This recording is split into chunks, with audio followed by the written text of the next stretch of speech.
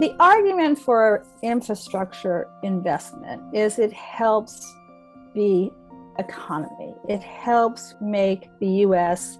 a productive, competitive place to do business. There are really three different foundations of economic growth long term. There's physical capital, bridges, airports, the roads, the things that people think about as infrastructure. There's human capital, the skills of the workforce. There's knowledge capital, all of that great ideas and innovations that come out of research and development. And those are the kinds of investments that the public sector should make.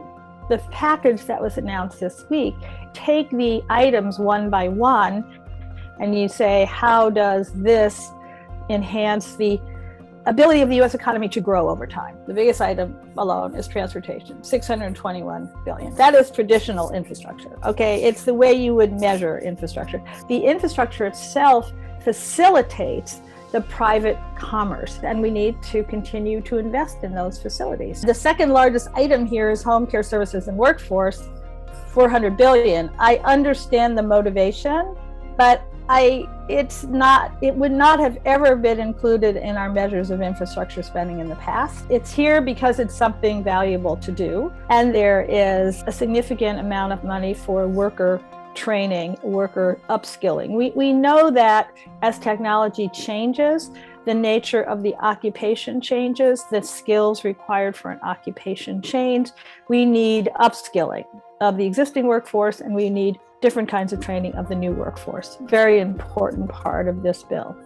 Next thing is manufacturing. So manufacturing is really interesting here because the U.S. historically has really shied away from the notion of anything that might be called industrial policy.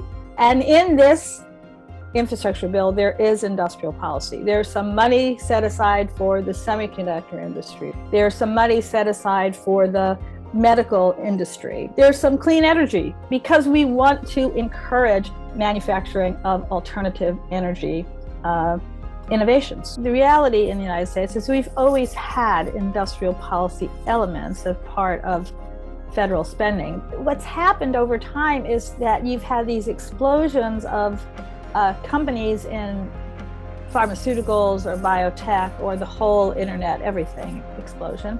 That has all started with basic science in the government and R&D support to the corporate sector.